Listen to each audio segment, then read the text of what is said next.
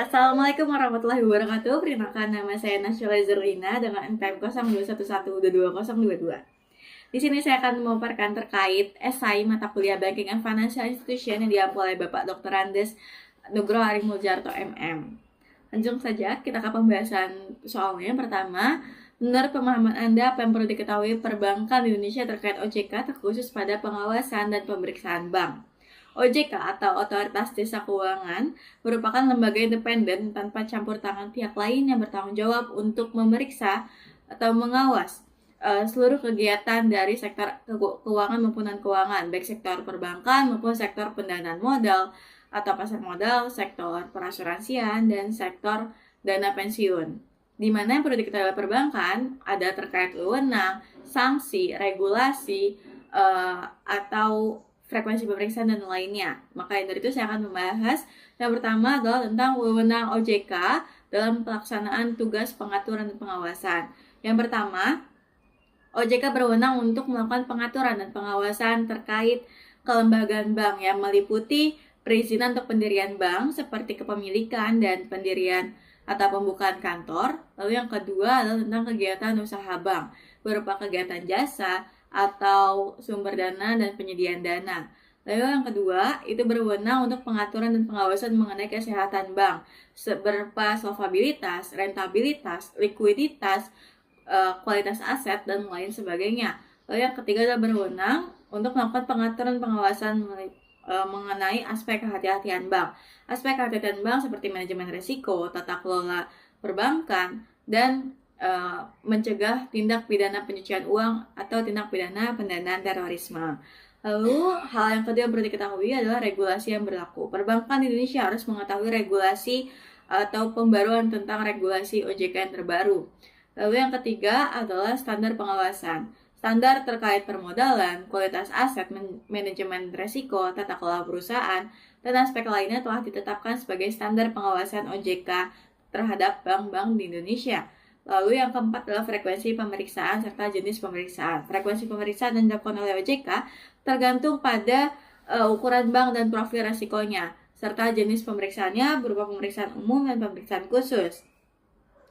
Dan bank juga perlu mengetahui terkait sanksi pelanggarannya, itu sesuai dengan pelanggaran yang dilakukan, dan terkait program pembinaan, di mana OJK akan memberikan edukasi kepada bank-bank Indonesia untuk meningkatkan kualitas bank dan meningkatkan kualitas manajemen dan kinerjanya. Lalu, bank juga harus mengetahui terkait koordinasi dengan regulator lain, yakni Bank Indonesia, untuk membantu OJK dalam melakukan pengawasan di sektor perbankan. Nomor 2 adalah apa yang perlu diketahui oleh masyarakat luas tentang LPS. LPS adalah lembaga independen yang dibentuk oleh pemerintah untuk menjamin simpanan nasabah di bank, yang bertujuan untuk memberikan rasa aman kepada nasabah dan menjaga kepercayaan nasabah dalam sistem perbankan. Yang perlu diketahui oleh masyarakat, yang pertama itu ada tentang fungsi LPS, di mana LPS ini memberikan jaminan kepada nasabah jika bank tempat mereka menyimpan dananya mengalami kesulitan dana atau kebangkrutan, maka LPS akan memberikan rasa aman kepada nasabah. Yang kedua adalah LPS berperan dalam menjaga stabilitas sistem keuangan. Dan masyarakat pun harus mengetahui terkait jenis simpanan, di mana LPS akan memberikan jaminan jika simpanannya berupa tabungan, deposit, ataupun giro berupa rupiah atau berbentuk falas atau valuta asing. Lalu batas simpanannya, LPS akan memberikan jaminan jika maksimal ada 2 miliar per nasabah per bank. Dan peserta LPS hampir semua yang berasal dari bank umum ataupun bank perkreditan rakyat. Dan masyarakat juga harus mengetahui yang paling penting adalah proses klaimnya. Bagaimana LPS akan memberikan kemudahan kepada nasabah dengan nasabah hanya mengajukan klaim kepada LPS dan LPS akan memprosesnya ke bank yang terkait untuk memverifikasi datanya. Kesimpulannya adalah LPS hadir sebagai jaring pengaman bagi nasabah perbankan Indonesia dengan memberikan rasa aman kepada nasabah jika sewaktu-waktu bank yang tempat ia menyimpan dananya akan mengalami kesulitan atau kebangkrutan. Lalu pada nomor 3, apa yang saudara pahami mengenai PPATK. Merupakan lembaga negara yang memiliki peran krusial dalam menjaga integritas sistem keuangan di Indonesia. Kenapa peran krusial? Karena tugas dari PPATK itu adalah mencegah dan memberantas tindak pidana pencucian uang dan tindak pidana pendanaan terorisme, melindungi sistem keuangan, dan mendukung penegakan hukum. Lalu, bagaimana cara kerja PPATK? Yang pertama, penerimaan laporan. Tim PPATK akan menerima laporan dari pihak-pihak baik bank maupun non-bank jika ada indikasi adanya TPPU atau TPPT.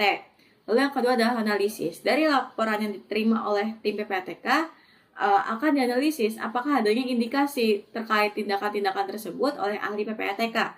Dan yang ketiga adalah koordinasi. Jika terdapat indikasi tersebut, maka PPATK akan berkoordinasi dengan lembaga penegak hukum terkait dengan apa yang akan dilakukan selanjutnya atau tentang penyelidikan lebih lanjut. Lalu yang keempat adalah pencegahan. Bagaimana mencegahnya? Tim PPATK akan memberikan edukasi kepada masyarakat ataupun sektor swasta terkait pentingnya kepatuhan terhadap TPPU dan TPPT. Lalu fungsi PPATK itu adalah pencegahan dan pemberantasan TPPU, pengolahan data dan informasi yang diperoleh PPATK, pengawasan terhadap kepatuhan pihak pelapor, dan analisis laporan terindikasi TPPU dan TPPT. Karena kita sudah mengetahui fungsinya, lalu apa sih wewenang dari PPATK? Ini yang pertama, meminta dan mendapatkan data atau informasi dari instansi pemerintah atau swasta yang berwenang. Yang kedua adalah menetapkan pedoman identifikasi keuangan yang mencurigakan. Yang ketiga adalah mengkoordinasikan upaya pencegahan TPPU dan TPPT instansi terkait, serta memberikan rekomendasi kepada pemerintah terkait apa yang harus dilakukan oleh pemerintah. Lalu yang keempat adalah menyelenggarakan program pendidikan dan sosialisasi pencegahan. Selanjutnya pada nomor 4, apa yang saudara ketahui tentang kesehatan bank, prinsip kehati-hatian bank, dan kerahasiaan bank. Kesehatan bank merujuk pada kondisi keuangan dan operasional suatu bank yang dinilai berdasarkan beberapa indikator, sehingga bank mampu menjalankan fungsinya dengan optimal dan memenuhi semua kewajiban dengan baik. Indikatornya seperti apa? Yang pertama, likuiditas. Likuiditas merupakan kemampuan bank dalam memenuhi kewajiban pembayaran jangka pendek. Contohnya, bank memiliki cukup dana tunai untuk membayar nasabah yang ingin menarik tunai kapan saja. Yang kedua adalah solvabilitas. Ini merupakan kemampuan bank dalam memenuhi kewajiban jangka panjang. Contohnya, bank memiliki modal yang cukup untuk menutupi kerugian finansial. Yang ketiga adalah profitabilitas, di mana kemampuan bank dalam menghasilkan keuntungan. Contohnya adalah bank berhasil meningkatkan pendapatan dari bunga pinjaman dan biaya layanan. Yang keempat adalah kualitas aset. Kondisi aset yang dimiliki bank seperti pinjaman yang diberikan kepada nasabah. Contohnya, bank memiliki sedikit sekali pinjaman yang bermasalah. Yang kelima adalah manajemen resiko. Ini merupakan kemampuan bank dalam mengelola resiko yang mungkin timbul dalam kegiatan usaha. Contohnya adalah bank memiliki sistem manajemen resiko yang baik untuk mengantisipasi fluktuasi nilai tukar mata uang. Lalu bagaimana sih kegiatan usaha bank yang sehat? Yakni yang pertama, kemampuan menghimpun dana dari masyarakat, lembaga lain, atau serta modal sendiri. Yang kedua adalah kemampuan mengelola dana. Yang ketiga adalah kemampuan menyalurkan dana dari masyarakat. Yang keempat adalah kemampuan memenuhi kewajiban kepada masyarakat, karyawan, pemilik modal, dan pihak lain. Yang kelima adalah pemohonan atau pemenuhan peraturan perbankan yang berlaku. Lalu contoh dari kesehatan bank itu seperti Bank BNI, Bank Mandiri, atau BRI. Ini merupakan bank yang besar di mana dia mampu memenuhi ciri-ciri bank yang sehat seperti menjaga likuiditas, memiliki modal yang cukup, menghasilkan keuntungan yang stabil, memiliki kualitas aset yang baik, dan memiliki sistem manajemen risiko yang baik atau yang efektif. Lalu yang poin kedua adalah tentang prinsip kehati-hatian bank. Apa sih prinsip kehati-hatian bank? Ini merupakan prinsip yang mengharuskan bank untuk menjalankan kegiatannya dengan sangat hati-hati. Prinsip ini bertujuan untuk melindungi dana nasabah dan menjaga stabilitas sistem keuangan serta menjaga kepercayaan masyarakat. Prinsip ini mengharuskan bank untuk selalu berhati-hati dalam mengambil keputusan terutama dalam penyaluran kredit dan pengelolaan risiko. Contoh penerapan dari prinsip kehati-hatian yakni analisis kredit yang teliti dan mendalam. Yang kedua adalah diversifikasi portofolio kredit. Itu apa sih diversifikasi portofolio kredit? Ini merupakan bank menyalurkan dananya dari berbagai jenis aset untuk mengurangi resiko. Yang ketiga adalah pembentukan cadangan provisi. cadangan provisi sendiri merupakan di mana kondisi bank menyisihkan sebagian dari keuntungannya untuk membentuk cadangan provisi yang digunakan untuk menutupi kerugian akibat kredit macet. Yang keempat adalah manajemen risiko yang komprehensif, dan yang terakhir adalah penerapan sistem informasi yang andal. Contohnya adalah BNI. BNI ini memiliki sejarah panjang dan telah melewati berbagai krisis ekonomi sehingga menunjukkan ketahanan dan kehatian dalam pengelolaan bisnis. Lalu poin yang kecil adalah kerahasiaan bank. Apa sih kerahasiaan bank? Ini merupakan segala sesuatu yang berhubungan dengan keterangan mengenai nasabah, penyimpan, dan simpanan nasabah. Itu seperti identitas nasabah dan transaksi nasabah. Namun kerahasiaan bank ini pengecualiannya terdapat seperti kepentingan perpajakan, penyelesaian piutang yang sudah diserahkan kepada badan urusan piutang dan lelang negara. Yang ketiga adalah untuk kepentingan peradilan, perkara perdata antara bank dan nasabahnya. Selanjutnya adalah atas permintaan, persetujuan, atau kuasa dari nasabahnya. Dan yang terakhir adalah nasabah penyimpan meninggal dunia. Lalu contohnya adalah semua bank umum maupun BPR ini pasti memiliki prinsip kerahasiaan bank.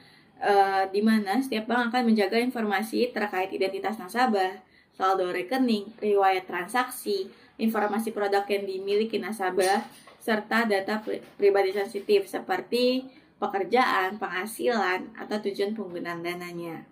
Dan pada soal terakhir, yakni jelaskan mengapa penting bagi bank menyediakan layanan Aku Pandai. Aku Pandai merupakan sebuah program yang digagah oleh OJK untuk memberikan akses layanan perbankan kepada masyarakat yang sebelumnya sulit menjangkau, terutama di daerah yang jauh dari kantor cabang. Alasannya kenapa? Yakni yang pertama itu untuk menjangkau segmen pasar baru, terutama kepada masyarakat yang belum mempunyai rekening baru atau yang memiliki akses terbatas. Yang kedua, meningkatkan inklusi keuangan, di mana dengan cara memperluas akses layanan dan mendukung pertumbuhan ekonomi. Yang ketiga, mendorong penggunaan sistem keuangan digital. Yang keempat adalah meningkatkan kualitas data nasabah. Yang kelima, memperkuat brand image dari bank itu sendiri. Dan yang keenam, peningkatan pendapatan dari bank. Lalu contoh layanan yang ditawarkan apa saja di Aku Pandai? Yang pertama, setoran dan penarikan tunai, transfer uang, pembayaran tagihan, pembukaan rekening, dan pengajuan pinjaman. Maka dari itu, Aku Pandai adalah sebuah inovasi dalam dunia perbankan yang bertujuan untuk mendekatkan layanan keuangan kepada masyarakat. Dengan adanya Aku Pandai, diharapkan dapat meningkatkan kesejahteraan masyarakat, mendorong pertumbuhan ekonomi di berbagai daerah. Baik, hal tersebut yang dapat saya sampaikan terkait esai dari ETS Mata Kuliah Banking Financial Institution. Jika ada salah, mohon dimaafkan. Wabillahi taufiq wal hidayah. Wassalamualaikum warahmatullahi wabarakatuh. Terima kasih.